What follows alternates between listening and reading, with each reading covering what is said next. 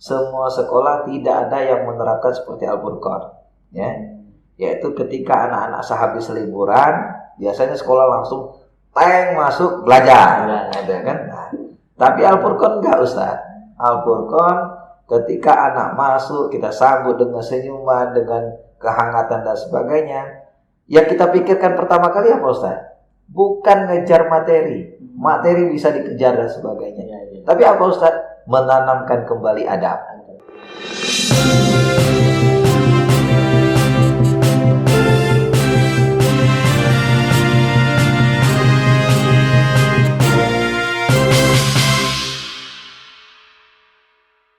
Assalamualaikum warahmatullahi wabarakatuh. Furqan Lovers, bertemu lagi bersama saya Edi Sapril, nonser yang paling global dan paling fenomenal.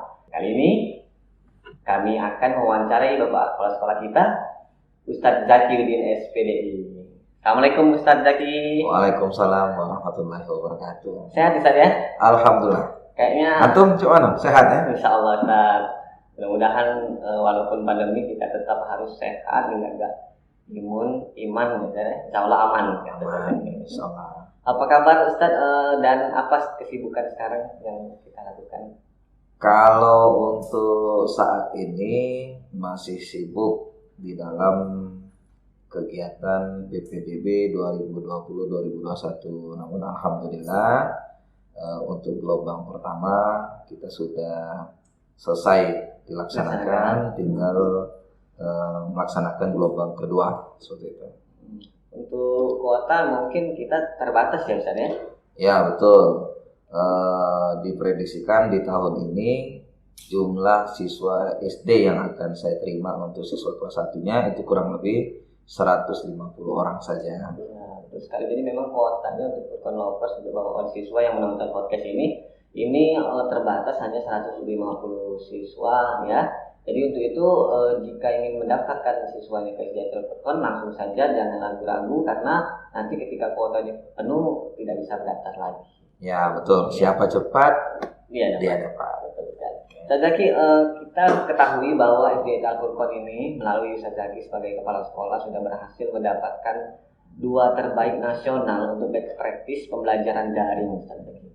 Apa sih yang dilakukan oleh SD Al-Furqan sehingga berhasil? Tingkat nasional ini sangat luar biasa.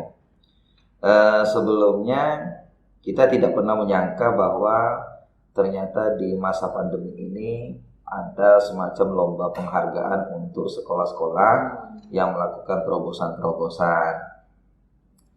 Jadi pada dasarnya ikhtiar kita memang betul-betul ingin memberikan pendidikan yang terbaik, pelayanan yang terbaik kepada seluruh wali murid yang ada di SD Al-Furqan.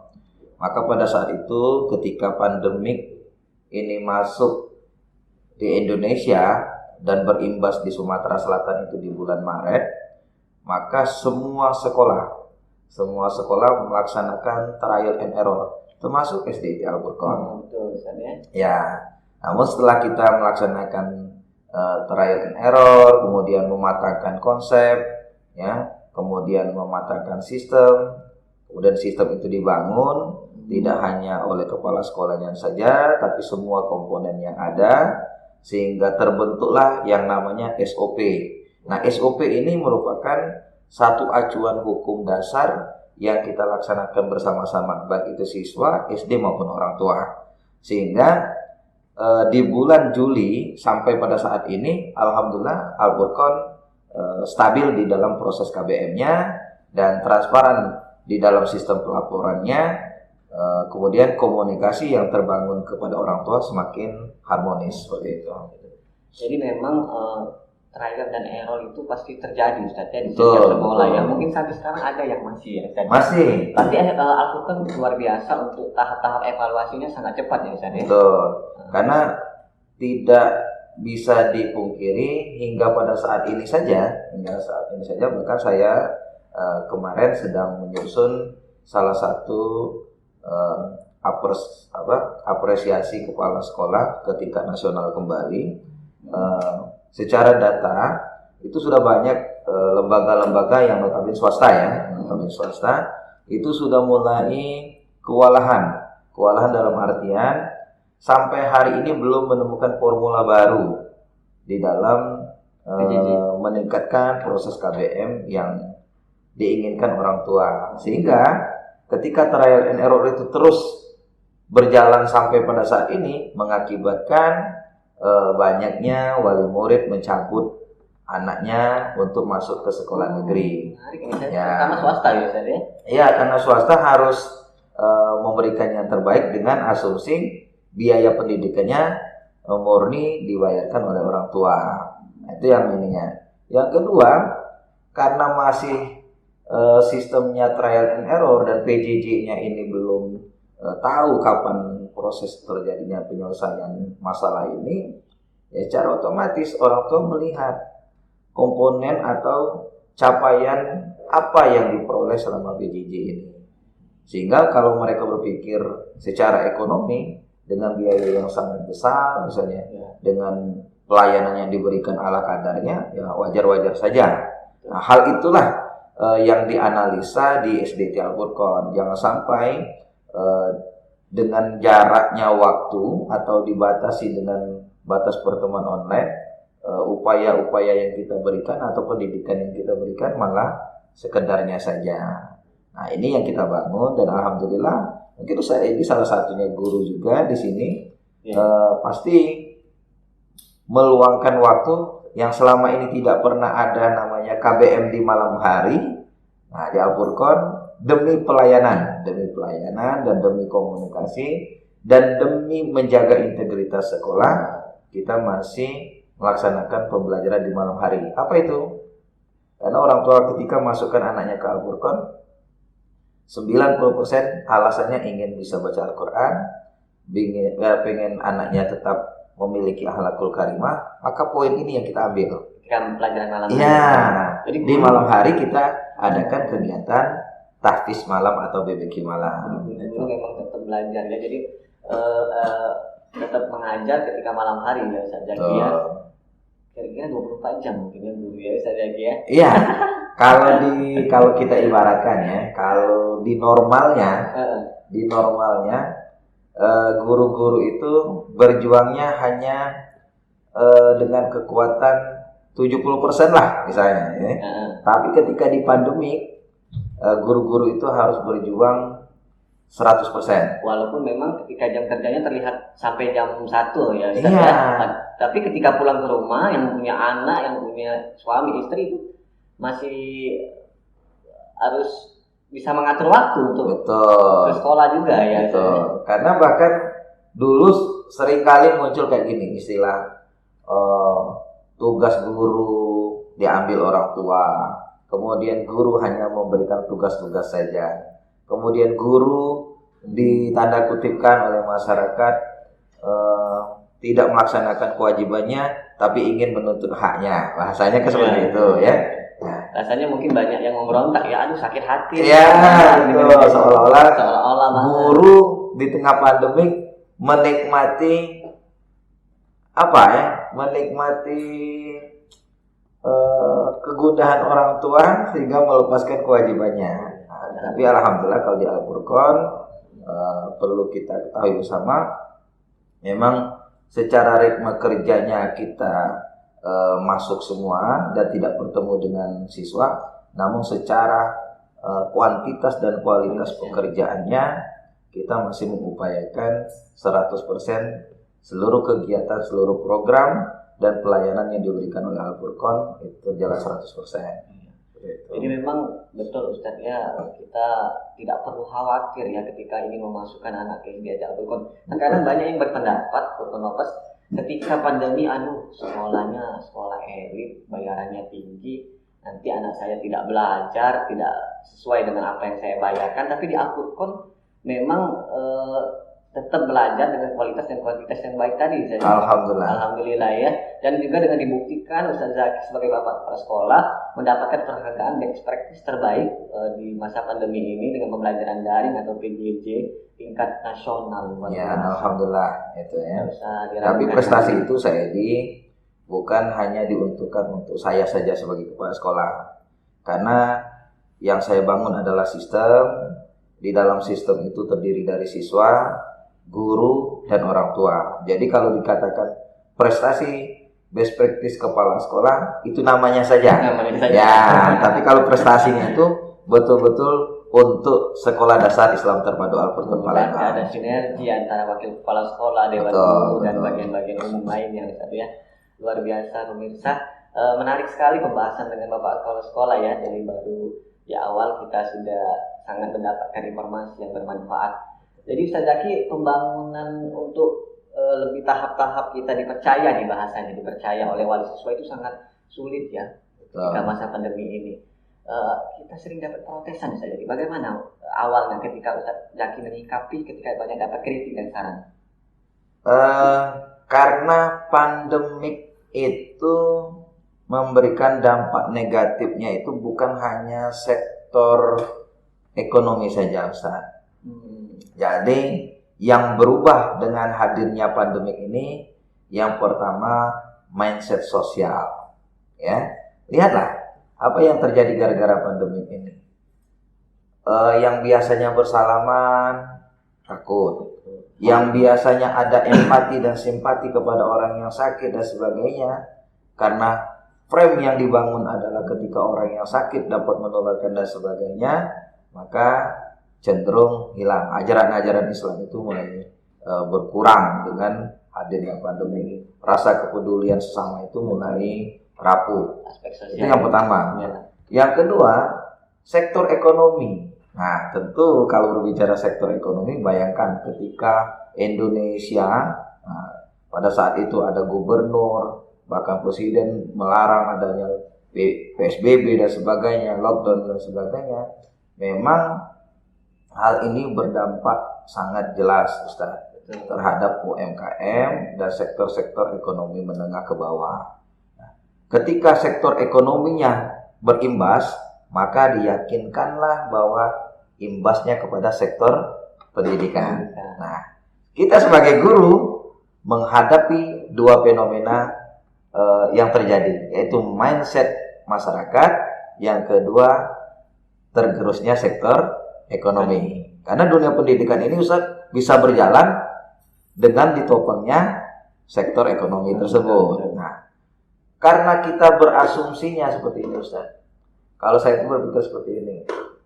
Ketika saya mau makan di sebuah restoran mewah lah misalnya, kan? Ya, di sebuah restoran mewah, maka yang saya nikmati itu yang pertama adalah rasanya. Rasa. Yang kedua, bagaimana pelayanannya. Kalau rasanya enak, tapi pelayanannya nggak enak, saya kabur. Ya. Kira-kira seperti itu. Nah, maka ketika saya kalau bahasa Islamnya Ustaz mengkiaskan, nah saya kiaskan dengan istilah rumah makan. Jadi kalau di bahasa Indonesia apa? Anomali ya. Nah, ya, dengan semacam persamaan dengan kegiatan yang seperti tadi. Mulai saya menganalisa, kemudian saya membuat sebuah terobosan melalui analisis SWOT namanya, Ustaz. Saya melihat peluang Al-Furqan itu seperti apa, tantangan yang akan saya hadapi seperti apa, termasuklah tadi yang kata Ustaz, tanda kutip bukan protesan, Ustaz.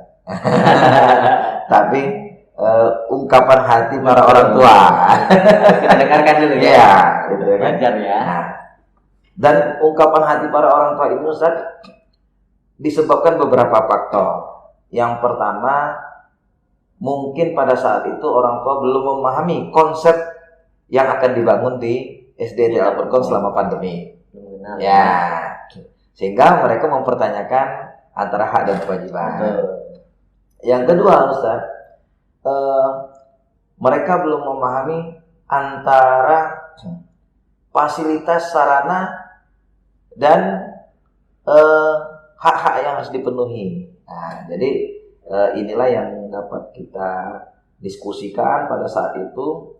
Dan alhamdulillah, karena tadi saya sampaikan, saya menyusunnya melalui SOP, melalui tatib, kemudian program itu sudah dimatangkan sebelum menyampaikan kepada orang tua. Dan ketika program itu sudah matang dan orang tua yang kita ajak berbicara itu mendengarkan program dan memahami apa tujuan yang akan dicapai oleh SDIT Al-Furqon, alhamdulillah bisa menerima. Dan pada saat ini pun alhamdulillah Al-Furqon berjalan seperti ini saja. Jadi bukan seperti sekolah-sekolah yang lain yang masih bagaikan daun yang dibawa oleh arus ya. Nah, kalau kita tetap menatap dunia pendidikannya tetap ke arah perkembangan di masa yang akan datang. Seperti itu saya ya. Jadi memang perjuangannya tidak semudah ya membalikan telapak tangan, misalnya perlu perjuangan konsep-konsep ya. Betul. Jadi memang ketika wali siswa mendengarkan apa yang kita sampaikan, SOP yang kita buat, alhamdulillah bisa menerima dan sampai sekarang insya Allah. Betul. Ya, karena memang sudah melihat proses KBM-nya ya, betul, dan sudah bisa merasakan sendiri. Mudah-mudahan tetap terus berjalan dan juga kita berharap walaupun konsep kita bagus, Ustaz sudah berjalan lancar, wali siswa sudah bisa mengikuti ritme kita berharap pandemi ini cepat berakhir ya. Karena memang anak-anak lebih efektif lagi ketika belajar di aktivitas sekolah seperti itu. Nah, makanya tadi saya kembalikan yang pertama tadi rasa, maksudnya. Nah, rasanya itu kalau di dalam dunia pendidikan Al-Furqon itu programnya sudah kita rancang, komposisi antara ramuan misalnya jahe, kunyit dan sebagainya. Nah, kita kan sudah rancang bagaimana sistemnya, sistem KBM-nya akan seperti apa, program-program dilaksanakan seperti apa. Itu rasa. Dan alhamdulillah termasuk di tengah pandemik ini bukan hanya siswa ya, guru, kepala sekolah, semuanya berprestasi. Bahkan yang terbaru itu Ustaz, salah satu unit ekonomi kita, itu ekonomi kita, koperasi kita ya, itu alhamdulillah mendapatkan salah satu penghargaan koperasi syariah Ustaz. Nah, terbaik. Nah, jadi memang bukan hanya sektor pendidikan, bukan hanya siswa, guru maupun kepala sekolah, tapi di sistem ekonomi pun kita membangun. Nah, itu terasa. Yang kedua Ustaz adalah pelayanan. Sebagus apapun rumah makannya, seenak apapun rasanya, bayangkan Ustaz ketika antum masuk tiba-tiba pelayannya cuek misalnya. Daftar menunya nggak dihadirkan misalnya. Mau dipanggil dulu, tiba-tiba kita nunggu lama misalnya kan. Maka antum mungkin berpikirnya cukup satu kali. Nah, tapi ketika antum mau buka pintu disambut dengan senyuman, kemudian antum diarahkan ke tempat duduk yang nyaman, sebelum antum memesan makanan itu sudah di mejanya sudah dirapikan dan sebagainya. Iya, maka walaupun rasanya belum terlalu enak, tapi respon positif yang antum terima apa? Asik nih makan di sini. Nah, kira-kira seperti itu. Nah, hal inilah yang kami bangun di Al-Furqon. Nah, tapi kita menyikapi Ustadz ya, kita kan ketahui bahwa beberapa sekolah bahkan yang ibaratnya memberontak ya, pengen, masuk sajalah kalau seperti ini. Kami sudah pusing nih. Ya, padahal kita tidak bisa menghindari pandemi ya, kita harus tetap berjalan dan tetap menjaga protokol kesehatan. Tetapi sekolah banyak sudah menyerah Ustadz. Nah, dan beberapa mungkin nih menghubungi Ustaz Zaki pasti. Betul. Ya. Nah, bagaimana Ustaz Zaki menyikapi? Silakan, kita kan sudah terkenal nih, sekolah SDIT Al-Furqon, sekolah rujukan dan unggulan. Nah, berarti kita jadi rujukan orang nih. Ya, betul. Bagaimana tanggapan Ustaz Zaki? Kalau di kitanya Ustaz, yang patokan pertama itu adalah landasan hukum Ustaz. Ya, jadi di dalam mengambil sebuah kebijaksanaan atau kebijakan itu, patokannya kita harus bermain kepada sebuah aturan. Nah, kita memang memiliki hak kemandirian karena kita bersifat dunia pendidikan swasta. Namun karena kita beririsan dengan dinas pendidikan atau di bawah dinas pendidikan, maka tentu hukum yang melandasi dasar apakah kita mau buka atau tidak, itu yang pertama adalah peraturan Kementerian Pendidikan. Kemudian analisanya itu melalui gugus tugas kesehatan. Kemudian harus ada surat resmi dari Dinas Pendidikan Kota Palembang. Ketiga hal ini saja sudah ada di tangan Al-Furqon misalnya Ustaz, belum bisa dilakukan tatap muka. Kenapa? kita harus melibatkan sektor orang tua. Makanya kalau di Al-Furqan kita melakukan angket. Kita melakukan angket itu dalam artian seperti ini Ustaz. Untuk mengetahui seberapa besar respon orang tua yang ingin masuk ke sekolah dan seberapa besar orang tua yang masih tidak ingin anaknya tetap muka di sekolah. Khawatir ya? Iya, yang mengkhawatirkan. Nah, bukan berarti ketika ada orang tua yang pengen masuk lantas dimasukkan, atau yang tidak masuk yang tidak dimasukkan. Tadi dengan responnya orang tua 100% harus kita miliki. Kemudian surat edaran dari kementerian atau dari tim gugus tugas, bahkan surat resmi yang diputuskan oleh Dinas Pendidikan Kota Palembang menyatakan Al-Furqan sekolah-sekolah yang sudah ada di Palembang boleh masuk Ustaz. Maka pada saat itulah Al-Furqan akan melaksanakan tatap muka. Kenapa kami sampaikan seperti ini Ustaz Edi? Karena dampaknya kepada lembaga itu sangat besar. Misal Ustaz punya sebuah lembaga pendidikan ya misalnya. Nah, karena tadi misal gurunya sudah pusing, orang tuanya sudah ini, lantas antum karena rasa emosional lah misalnya kan rasa emosional tiba-tiba mengizinkan anak masuk ke sekolah. Lantas terjadilah kalau bahasa pemerintah sekarang klaster. Klaster selanjutnya. Maka dampak terhadap lembaga yang antum pimpin itu adalah ditutup.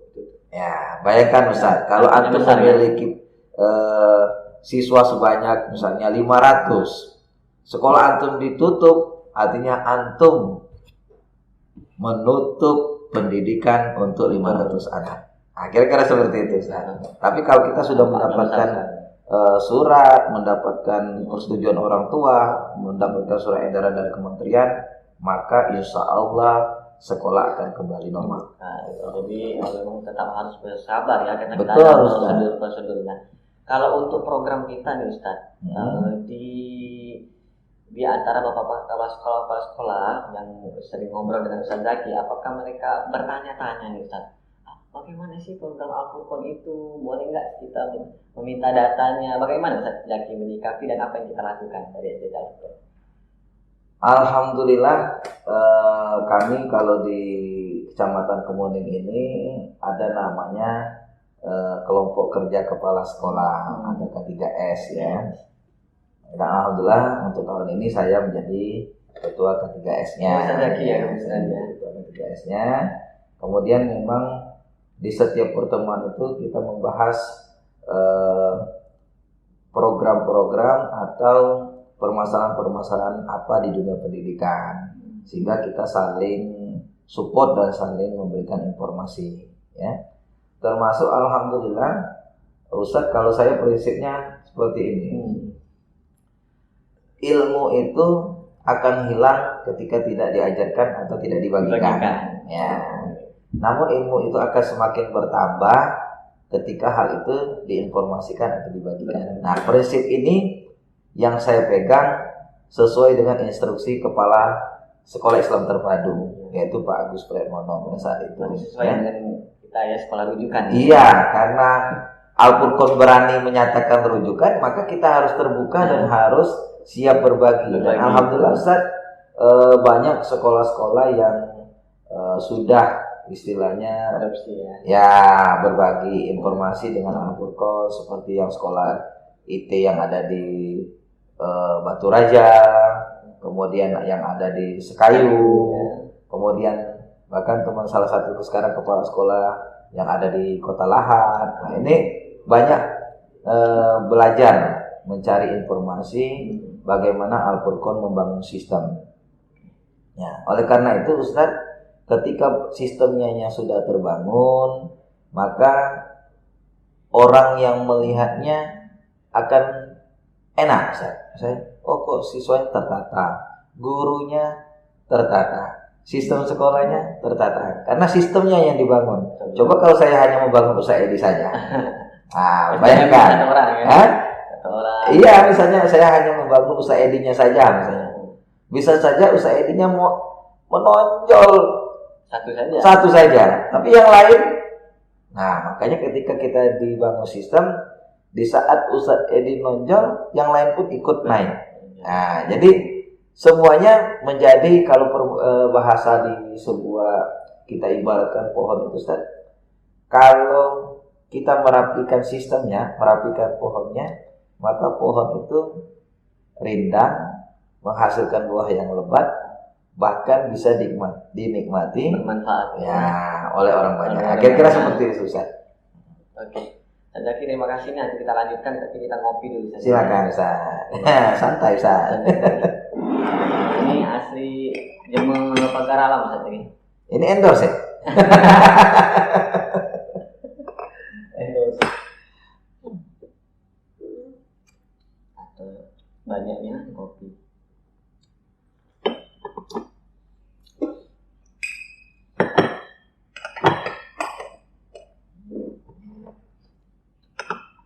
Kita lanjutkan Ustaz Zaki, pertanyaan selanjutnya kita kembali ke program SDA Al-Furqan. Jadi yang akan kita bahas di sini adalah keseimbangan antara dunia dan di akhirat sesuai dengan visi atau misi SDA Al-Furqan, yaitu ahli fikir, ahli zikir, dan ahli fikir. Ya.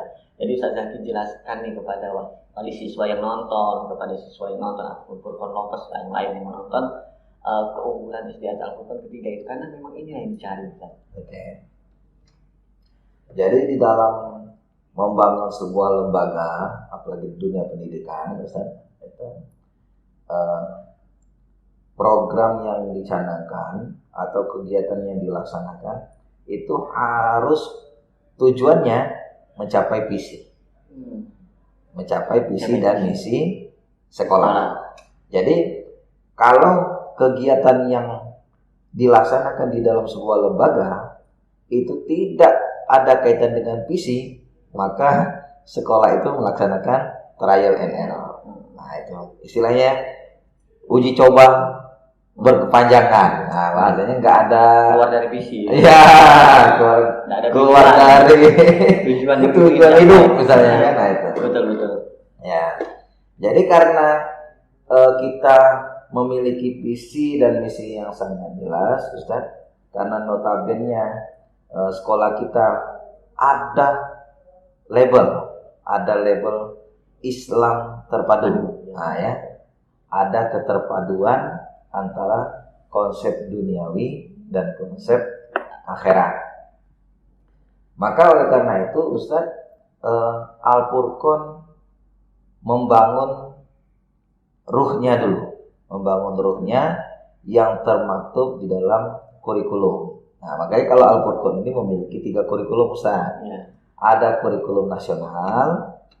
Ketika kurikulum itu diperintahkan 2006, Al-Furqan ikut 2006. Sesuai dengan era pemerintah. 2013 ikut. Nah, kalau seandainya tahun ini ada kurikulum 2020, kita ikut juga Ustaz. Nah, itu kurikulum nasional. Yang kedua, karena Al-Furqan ini merupakan salah satu sekolah yang masuk ke jaringan sekolah Islam terpadu Indonesia, maka kurikulum yang kita bangun juga adalah kurikulum kekhasan JSIT. Nah, makanya di dalam kekhasan JSIT itu termaktublah di dalam kegiatan-kegiatan kita. Ada manasik, ada kurban, ada sanlat, ada mabit, kemudian ada Jumat Barokah, ada muhasabah, ada bina pribadi Islami. Nah, itu semua merupakan kurikulum kekhasan yang ada di JSIT. Kemudian ada program-program atau kurikulum kekhasan Al-Furqan sendiri. Nah, bayangkan Ustaz, salah satunya seperti di tengah pandemik ini, pemerintah menghapuskan mata pelajaran, bukan menghapuskan Ustaz ya, bahasanya meleburkan pelajaran sains dan IPS itu ke dalam bahasa Indonesia ya. Di kelas level bawah ya. Di level bawah. Nah, Al-Furqan Ustaz menghadirkan mata pelajaran sains itu menjadi salah satu mata pelajaran tambahan. Dalam bentuk apa Ustaz? Sains percobaan. Jadi walaupun pemerintah meleburkan, kita tetap ada. Tetap ada. Karena nanti ketika anak-anak, tapi dia bukan yang bersifat ada analisa, kemudian ada soal, ada PR. Enggak. Kita hanya memperkenalkan tentang konsep-konsep percobaan. Entah itu percobaan sederhana atau percobaan yang bersifat lebih besar lagi. Kemudian Ustaz, di sekolah-sekolah lain nggak ada BK Gutus kelas. Ya, kita melaksanakan. Kalau di JSIT ada namanya BPI, Bina Pribadi Islami. Nah, dengan konsep Bina Pribadi Islami ini, Al-Furqan lebih menjabarkan lagi Ustaz. Makanya di Al-Furqan ada namanya program keputrian. Khusus putri yang sudah masuk tanda petik usia balik Ustaz, yaitu kelas 4, 5, dan 6. Kemudian ada namanya program muhasabah yang dilaksanakan di setiap Jumat pagi misalnya. Kemudian kita ada namanya program NSC Ustaz. Nah, apa itu NSC? Kalau bahasa kerennya belajar sama-sama di malam hari. Nah, kira-kira seperti itu Ustaz ya. Nah, ini Ustaz merupakan adalah cakupan dari ketiga komponen tadi. Tapi kalau orang nanya, yang mana keterpaduannya? Kok nggak ada? Kok ini hanya kurikulum nasional dan sebagainya? Nah, kurikulum itu ruh, ya ruh, artinya rasa. Nggak bisa dilihat secara konseptual di atas buku. Nah, tapi bisa dirasakan ketika orang yang melihat itu betul-betul ikut andil di dalam sekolah. Nah, iya. Jadi kalau orang menyatakan Al-Furqan apakah sekolah tahfiz Al-Quran? Bukan Ustaz. Bukan, Al-Furqan bukan sekolah tahfiz. Tapi alhamdulillah Al-Furqan meluluskan siswa-siswa yang hafal Al-Quran. Nah, apakah Al-Furqan pondok pesantren Ustaz? Bukan. Nah, tapi alhamdulillah anak-anak lulusan Al-Furqan memiliki integritas dan kualitas keislaman yang unggul. Sehingga anak-anak Al-Furqan kadang ketika melanjutkan sekolah lanjutan itu selalu menjadi ikon Ustaz. Ikon di sekolah-sekolah lanjutannya. Kira-kira seperti itu Ustaz. Keseimbangannya itu harus muncul menjadi ruh dan pembiasaan yang ada di Al-Furqan. Kadang memang wali siswa ini khawatir Ustaz, ketika saya mau masukkan anak ke sekolah-sekolah itu tidak, nanti unsur agamanya itu tidak dapat. Sedangkan di Al-Furqan memang sudah lengkap biasanya. Secara akademi mereka menguasai, program-program kurikulum sudah baik, ketika secara islaminya juga sudah dapat, program-program keislaminya sudah ada. Dan juga kita dapat menggali potensi-potensi mereka dalam melalui life skill dan sebagainya yang diampu oleh maka kesiswaan dan koordinator kesiswaan Ustaz. Nah, dari program-program itu Ustaz, Ustaz bisa nggak menjelaskan sama Furqanopers nih apa sih yang menjadi ciri khas dan keunggulan yang memang betul-betul saya nih nggak ragu lagi nih masukin anak ke SDIT Al-Furqan, harus daftar nih cepat-cepat seperti ini. Oke. Yang pertama Ustaz, ciri khas yang dimiliki Al-Furqan sesuai dengan namanya. Al-Furqan itu kalau di dalam Al-Quran itu namanya pembeda Ustaz. Artinya anak-anak Al-Furqan, guru-guru Al-Furqan itu tidak akan sama dengan anak-anak dan guru-guru dari sekolah lain Ustaz. Karena dia memang pembeda. Jadi kalau ditanya apa ciri khas dan karakter yang dimiliki oleh guru Al-Furqan, itu pembedanya Ustaz. Ya. Memang semua sekolah-sekolah pasti menerapkan 5S, senyum, sapa, sopan, salam dan sebagainya. Ya. Al-Furqan melakukan pembeda itu dengan rasa. Nah, jadi tulus Ustaz, ya. Bahkan pada dasarnya prinsip kepedulian sesama yang dibangun itu betul-betul penanaman adab dan sebagainya Ustaz. Nah, makanya itulah yang menjadi poin penting kenapa orang tua wajib dan harus masuk ke Al-Furqan. Jadi terkadang kita juga merasa Al-Furqan ini hanya bicara saja ya, tidak ada pembuktian. Sedangkan Ustadz Zaki kita sudah menularkan prestasi-prestasi yang luar biasa, baik dari guru, siswa, kepala sekolah, kemarin juga dari bidang ekonomi, koperasi. Itu salah satu buktinya ya. Dan juga Ustadz, kata Ustadz tadi rasa. Terkadang wali siswa itu punya adik nih, punya anak 3, masukin anaknya ke Al-Furqan. nanti sudah masukin kakaknya lagi. Kalau ketika rasa itu perhatian kita kurang, mungkin ya tidak lagi misalnya ke Al-Furqan misalnya. Ya. Kemudian Ustadz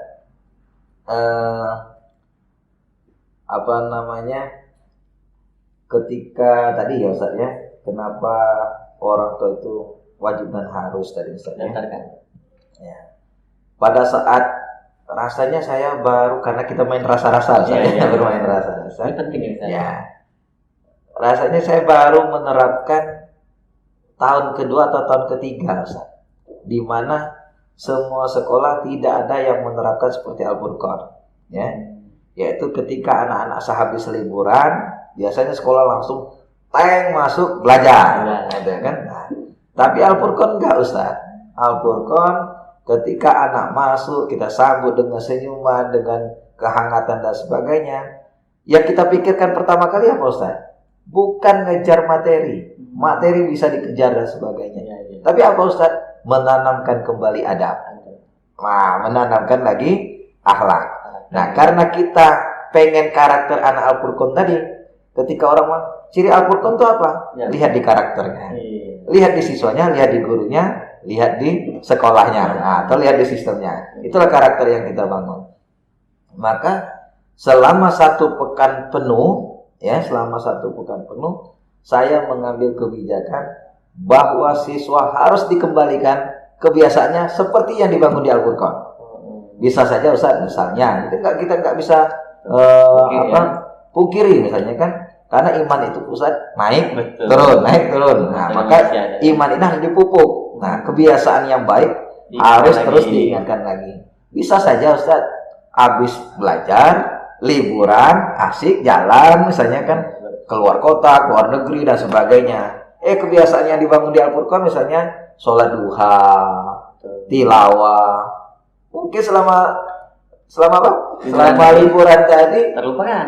Bisa jadi lupa atau tidak dilaksanakan sama sekali. Nah, maka waktu anak pertama kali kembali diserahkan ke Al-Furqan, yang kita bangun adalah kembali membiasakan siswa, mengingatkan kembali adab-adab atau akhlak-akhlak yang dibangun di Al-Furqan. Kira-kira seperti itu.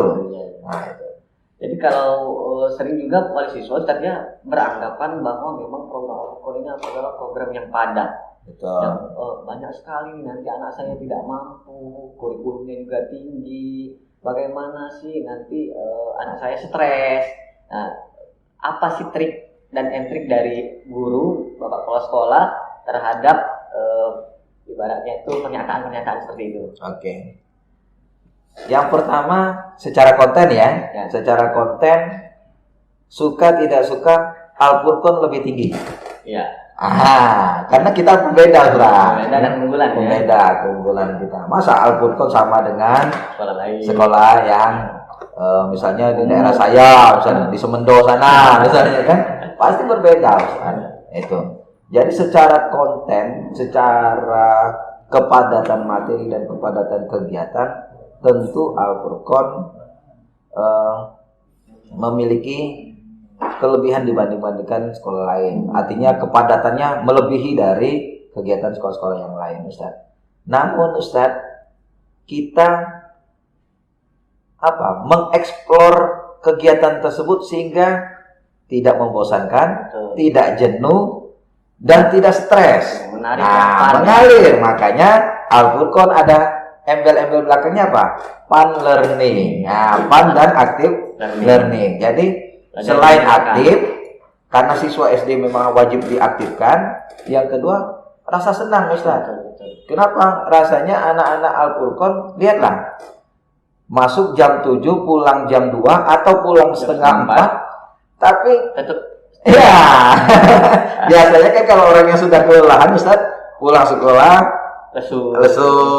Besok tidak lagi sekolah, besoknya tetap semangat. Nah, ini anak-anak Al-Furqan ternyata walaupun padat, merayap dan sebagainya, tapi tetap ya. Nah, itu. Jadi memang di Al-Furqan kita, karena tadi yang dibangun adalah sistem itu, kita memberikan wawasan kepada guru-guru. Kalau dulu saya coba bayangkan, Kita kan sama-sama pernah sekolah dasar Ustaz ya. Betul, betul. Nah itu.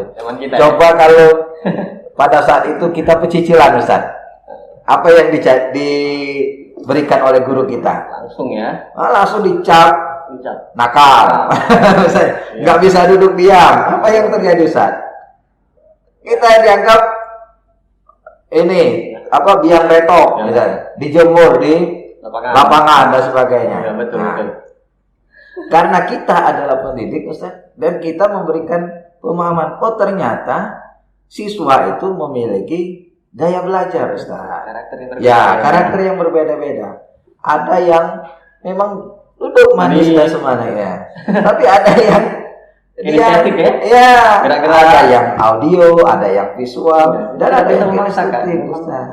Jadi kalau kita masih menganggap anak-anak yang nggak bisa diem itu adalah anak nakal, maka sesungguhnya kita tidak layak jadi guru Ustaz.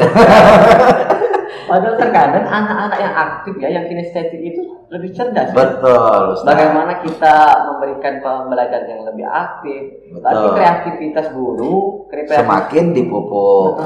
Program-program juga kreatif ya Ustaz. Betul. Menarik ya, termasuk entrepreneur ya. Betul. Menjadi andalan kita. Nah, bahkan Ustaz kalau kita mau berkaca Ustaz, salah satu pelajaran yang sangat berat itu kalau karena dia bersifat hafalan, bayangkan Ustaz. Memang sudah ada hafalan Al-Qur'an, kemudian di PAI-nya ditambah lagi dengan hafalan hadis, Ustaz. Doa-doa, tajwid yang mungkin SMP baru menerimanya. Sudah diterima di kelas 3 aja sudah belajar tajwid yang sudah sangat luar biasa. Kemudian bahasa Arab Ustaz. Bahasa Arab Al-Furqan ini sama dengan pondok pesantren. Karena saya alumni pesantren Ustaz. Tapi hebatnya materi yang sangat berat tersebut bisa dalam satu pertemuan siswa kuasai. Dengan cara apa Ustaz? Karena gurunya mengajarnya dengan metode-metode yang bervariatif. Misalnya kayak tadi mufradat, kosakata. Nah itu kalau memang kita mau misalnya kursi terus satu-satu mungkin 3 tatap muka jam pertemuan nggak akan tuntas Ustaz. Ya, tapi kalau dibawa misalnya lagu dengan ada Doraemon, anak-anak diajak sambil gerak, maka nggak akan 10 menit Ustaz. Cepat ya? Cepat. Prosesnya bahasa memang anak audioteori mendengarkan lagu dan sebagainya. Ya makanya tadi kita harus memahami dalam satu kelas itu pasti sekolah memberikan muatannya, tingkat komposisinya, berapa persen auditori, berapa persen kinestetik, dan beberapa persen visual. Kalau kinestetik semua Ustaz, pasar.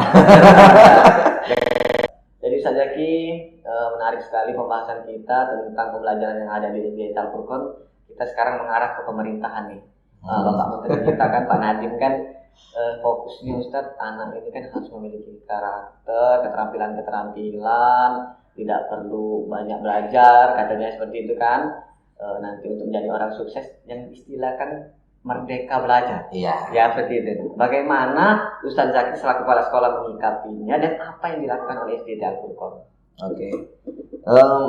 Merdeka belajar itu Ustaz ada 3 komponen Ustaz ya. Yang pertama zonasi ya.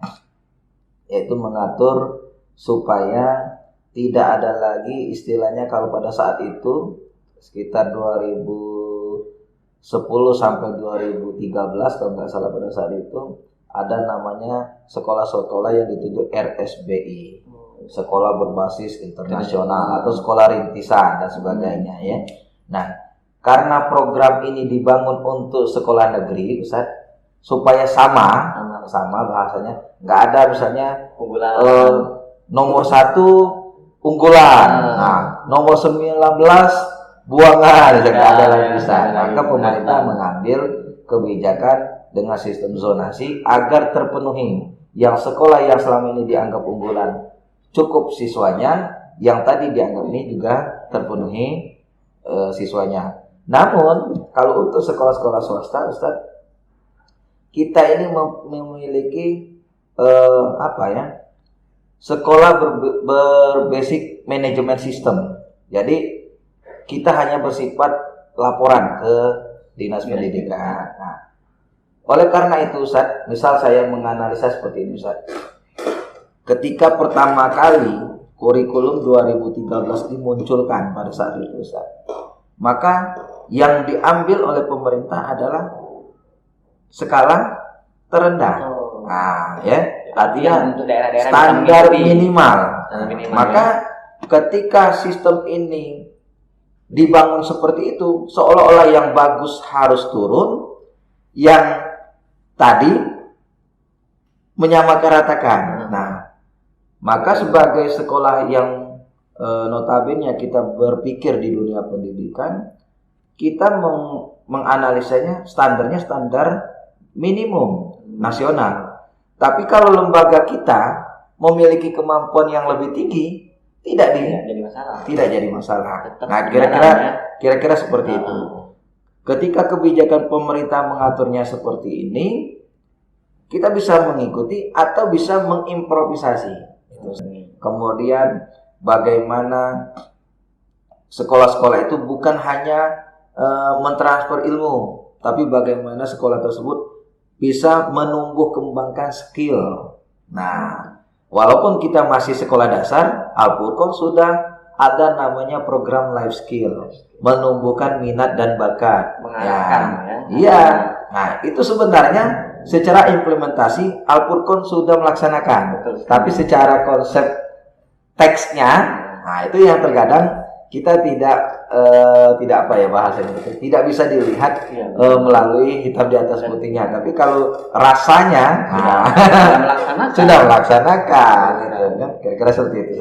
Ada yang kita kembangkan ke dai, ada yang dikembangkan ke mendongeng, kemarin ada yang puisi, bahkan ada yang dijadikan reporter cilik, ada yang dokcil dan sebagainya. Dari bidang olahraganya juga. Betul. Jadi kita melihat potensi atau bakat yang dimiliki oleh siswa. Karena setiap siswa Ustaz, bukan hanya kita lihat kekurangannya, tapi kita lihat setiap siswa pasti memiliki potensi kelebihannya. Jadi kalau dia nggak bisa matematika, dia nggak ada kemampuan lain. Iya, kira-kira seperti itu. Jangan kita konsentrasi di potensi kelemahannya, tapi kita harus konsentrasi di potensi kelebihannya. Kira-kira seperti itu. Jadi mudah-mudahan juga orang tua yang mendengarkan juga tidak ragu membantukan anaknya di Al-Furqan. Karena memang terkadang orang tua juga merasa anak saya lemah secara akademik, padahal dia ada kemampuan lain. Betul. Nah, di sini kita arahkan Ustaz, memang sudah ada wadah-wadahnya di sini ya. Betul, Ustaz. Insya Allah lebih berkembang lagi. Insya Allah. Baik Ustaz Zaki, sebagai Bapak Kepala Sekolah, untuk kedepannya apa sih gebrakan-gebrakan yang akan dilakukan kalau kita bahasa kita itu cita-cita Ustaz Zaki ke depannya? Oke. Karena salah satu langkah yang harus dicantumkan atau dirancang oleh Pak Sekolah itu, Ustaz, yang pertama kita harus membuat program jangka pendek, kemudian jangka menengah atau jangka panjang. Nah, ketika antum menanyakan gebrakan apa saja ya yang akan diinikan, sesuai dengan program-program yang kita rasa unggulan dan seringkali istilahnya dicuri-curi pandang, ditiru-tiru oleh lembaga-lembaga lain, gitu ya. Maka gebrakan-gebrakan yang akan kita canangkan seperti ini, Ustaz. Di awalnya kita hanya mengenalkan sistem jual beli saja dulu. Ini dulu ya, dulu hanya mengenalkan jualannya hanya di depan teras, misalnya kan. Teras kelas jam-jam istirahat. Idenya masih dangkal. Bisa kan? Melihat siswa hanya tutup botol bisa laku saling jual-jualan, gitu. Stik es krim. Akhirnya lambat laun menjadi cikal bakal entrepreneur. Bahkan sekarang Ustaz, ya, di mana-mana sekolah-sekolah mulai meniru. Mulai meniru kegiatan entrepreneur yang dicantumkan oleh ini. Kalau orang baru belajar niru, kita akan melebihi, Ustaz. Harus lebih kreatif. Harus lebih ini lagi. Kalau kemarin kita entrepreneurnya skala-skala provinsi, ya, insya Allah ke depan Ustaz, ini mimpi besar saya. Ini mimpinya itu Ustaz, kita akan membuat kegiatan entrepreneur itu semacam Al-Furqan Expo. Ya, atau Al-Furqan Award yang di dalamnya ada kegiatan jual beli, berbagai lomba got talent, bahkan nanti kita bisa mendatangkan kajian internasional, bisa mendatangkan ustadz-ustadz yang di internet ini, atau memang ada semacam seminar internasional, Ustaz. Jadi itu gambaran ke depannya. Yang kedua, Ustaz, untuk bahasa saya itu membangun sumur. Ya, membangun sumur untuk guru-guru yang mulai kita rancang pada saat ini. Kedepannya memang guru-guru Al-Furqan, karena saya melihat skill dan kemampuan serta potensi yang dimiliki oleh guru-guru Al-Furqan, ke depan saya punya mimpi guru-guru Al-Furqan bisa membuat karya tulis berupa buku yang akan diedarkan secara nasional. Nah, jadi gambarnya seperti itu. Kapan lagi orang melihat buku bahasa Indonesia Edi Sabril Palembang, yang baca orang Jawa, yang diedarkan ke Papua, Sulawesi dan sebagainya. Kapan lagi, Ustaz? Karena saya melihat potensi yang ada di Al-Furqan ini sendiri.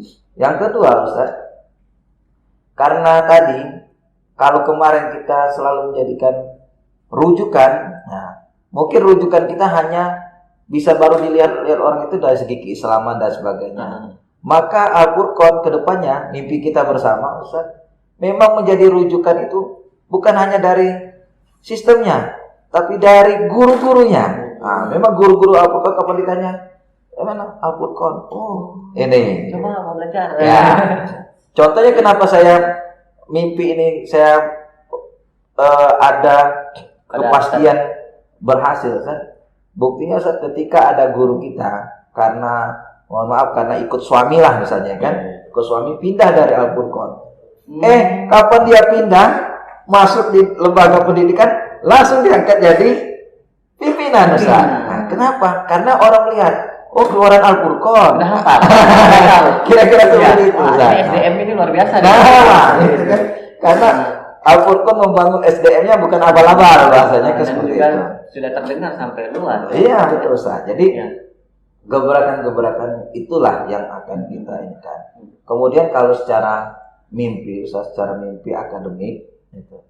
Dulu Al-Furqan berkali-kali, Ustaz, ya, berkali-kali di tahun 2005, 2006 sampailah pada saat ini Al-Furqan itu sudah biasa dikenal dengan sekolah yang meloloskan dai-dai terbaik. Nah, itu akan kita kembalikan. Kemudian anak-anak Al-Furqan itu tidak hanya mampu bersaing di level kota, provinsi, nasional. Kalau saat ini kita sudah sampai ke nasional. Nah, harapan kita, Ustaz, Al-Furqan nanti akan berjumpa di internasional. Go internasional. Ya, go internasional. Ya. Bahkan mimpi suatu saat nanti, ya, ketika terjadi semacam perlombaan, baik itu skala nasional maupun internasional, saya punya mimpi sesuai apa yang disampaikan dulu oleh Kepala Sekolah Islam Terpadu. Suatu saat nanti sesama sekolah jaringan Islam Terpadu yang akan bertemu. Nah, tapi mimpi kita sekarang nanti anak-anak Al-Furqan lah yang akan saling bertemu di ajang-ajang lomba. Itu. Apakah dia mewakili sekolah-sekolah yang sedang dimasukinya, misalnya, dia akan bertemu kembali pada saat itu. Itu mimpi kita bersama, Ustaz. Insyaallah.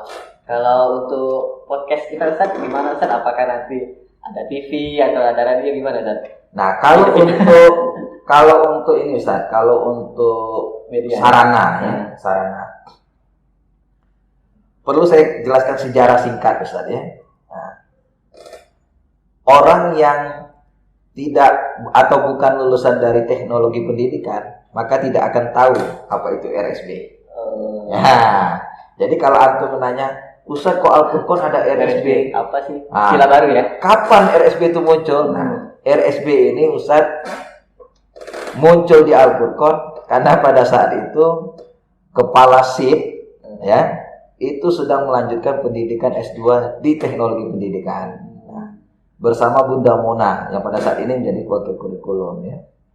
Nah, di dalam satu mata kuliahnya itu ada namanya PSB, Pusat Sumber Belajar, yang menaungi perpustakaan, penelitian, kalau di sekolah-sekolah yang agak tinggi misalnya lab dan sebagainya. Nah, karena kita masih skalanya kecil, maka disebut RSB, Ruang Sumber Belajar. Dan alhamdulillah dari yang kecil tadi Ustaz bisa menelurkan prestasi-prestasi yang besar. Seperti saya Ustaz, alhamdulillah bisa juara nasional, bisa jadi juri Kota Palembang, itu ditelurkan dari RSB itu sendiri. Nah, setelah masa demi masa Ustaz, maka muncullah Studio Mini. Nah, awalnya kan RSB ya, muncul Studio Mini.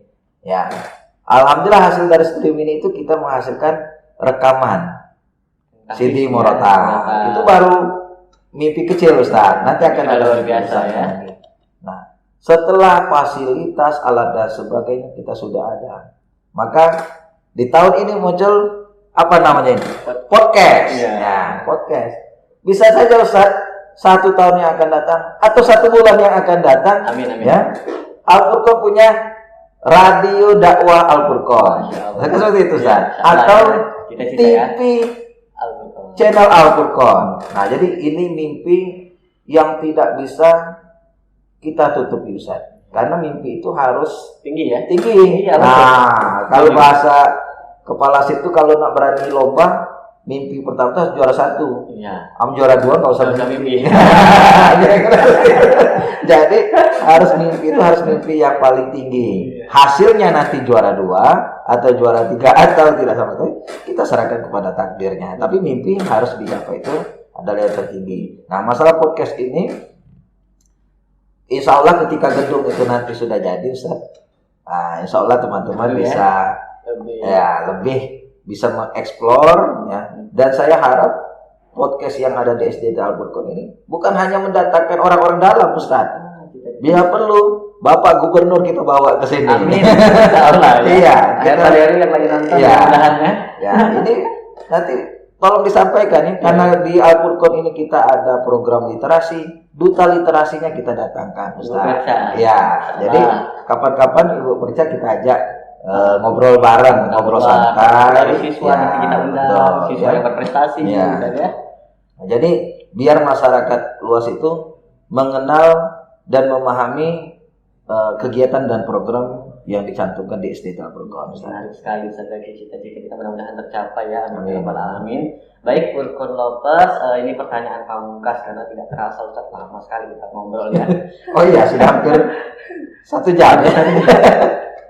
Ini pertanyaan pamungkas Ustaz Zaki, terkenal kepala sekolah yang ibaratnya kalau kita bisa katakan suka menasehati lah ya. Menasihati para guru ketika matanya sudah merah, khawatir nih guru, matanya sudah merah. Ini terkenal di bocoran apakah nanti ada suatu masukan lagi nih saya kayak enak nih, ini bagaimana saya lagi menyikapinya? Kalau saya nggak heran Ustaz, karena dulu saya sebab masih di guru, saya pernah mendapatkan kenangan unik dan pahit pada saat itu Ustaz. Salah satu siswa saya pada saat itu, dan alhamdulillah sekarang sudah tamat di SMA Al-Furqan, yaitu karena dia SD, SMP dan SMA Al-Furqan. Itu sampai 1 bulan tidak mau datang ke sekolah Ustaz. Dengan alasan apa? Karena setiap dia masuk ke sekolah mata saya merah. Apakah mau marah? Apa marah atau seperti apa ya? Nah, ternyata Ustaz, karena waktu itu sejarah singkat saya ini adalah pernah tinggal di masjid Ustaz, ya, karena saya tinggal di masjid dulu, maka cenderung kapan berangkat sekolah tuh merah mata dan sebagainya. Nah, akhirnya permasalahan ini Ustaz baru saya ketahui setelah anak ini 1 bulan tidak masuk sekolah.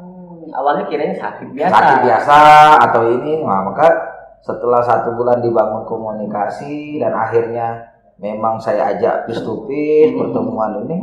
Ya, ternyata apa Ustaz? pemahaman anak ini tadi terhadap saya itu hanya melihat dari tatapan mata.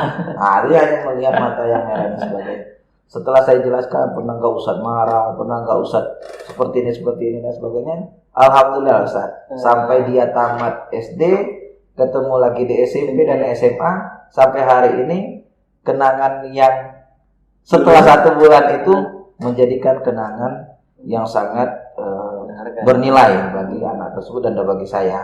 Begitu juga guru-guru Ustaz. Bongkar di podcast kita. Ya, ini kayaknya titipan ini ya. Nah, memang terkadang seperti ini Ustaz. Kalau bahasa orang-orang itu seperti ini ya, ada bahasanya seperti ini. Setiap kepemimpinan ada masanya dan setiap kepemimpinan ada karakternya. Itu Ustaz. Kalau saya Ustaz lebih baik memperbaiki di jalan atau memperbaiki sebelum itu membesar permasalahannya. Ya, itu. Makanya yang kita selamatkan itu yang pertama SDM, Ustaz. SDM itu siapa? Sivitas yang ada di Al-Furqan, guru, siswa, siswa dan sebagainya. Kenapa? Karena itulah ketika amanah yang diletakkan di bahu saya bukan hanya memikirkan diri saya pribadi. Nah, tapi saya harus memikirkan orang-orang yang terlibat dengan saya. Ya, itu Ustaz.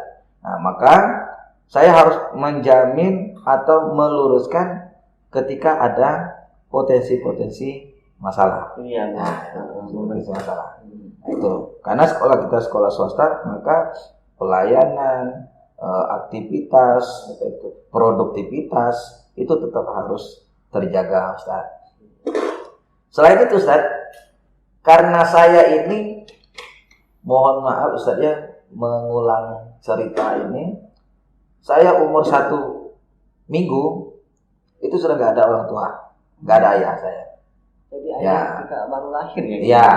Kemudian saya usia kelas 3 SD Ustaz, saya sudah merantau. Bayangkan Ustaz, 3 SD merantau sampai sekarang. Nah, istilahnya kalau pulang itu hanya waktu libur dan sebagainya saja. Perjuangan luar biasa. Ya, betul. Karena dunia saya ini sudah mendidik saya, istilahnya dengan istilahnya pembelajaran yang didapat. Ya, pembelajaran yang keras lah ya istilahnya, harus menumbuhkan potensi, harus bangkit, harus ini dan sebagainya. Nah, mungkin itulah yang membentuk karakter saya di dalam memimpin SD Al-Furqan ini. Berarti memang tujuannya bagus ya Ustaz ya. Jangan khawatir ya kepada jangan takut karena matanya merah. Itu untuk kebaikan agar tidak terus meluas atau melebar. Jadi karena makanya saya kalau di Al-Furqan Ustaz, saya mulai membangun pola komunikasi. Artinya ketika ada masukan dari teman-teman, ada protesan, bukan saya anggap itu menjadikan momok atau menjadikan bumerang di dalam kepemimpinan saya. Karena terus terang, saya tidak menjamin diri saya 100% benar. Oke ya? Nah, tidak 100% benar. Karena saya meyakini bahwa saya tidak 100% benar, maka ada kebenaran-kebenaran yang datang dari teman-teman. Betul sekali. Kita harus juga menerima ya, saran dan juga masukan ide-ide yang lain. Betul. Baik Ustaz Zaki, kayaknya cukup waktu ngobrol. Kalau ngobrolnya nggak terasa. Kopi belen habis. Sponsor nyari kopi dia mah Pangerala. Oke. Terima kasih Furqanopers. Itulah wawancara kita dengan Bapak Kepala Sekolah setelah 3 kali podcast belum ketemu ya. Alhamdulillah kesempatan bisa ketemu dengan Kepala Sekolah.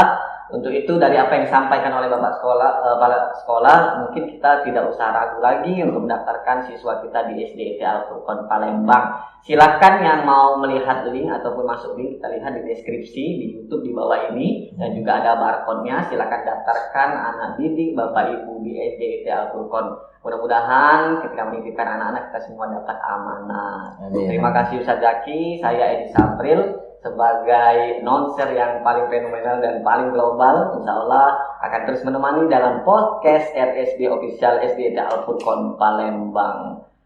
Assalamualaikum Ustaz Zaki. Terima kasih Assalamualaikum warahmatullahi wabarakatuh. Waalaikumsalam warahmatullahi wabarakatuh.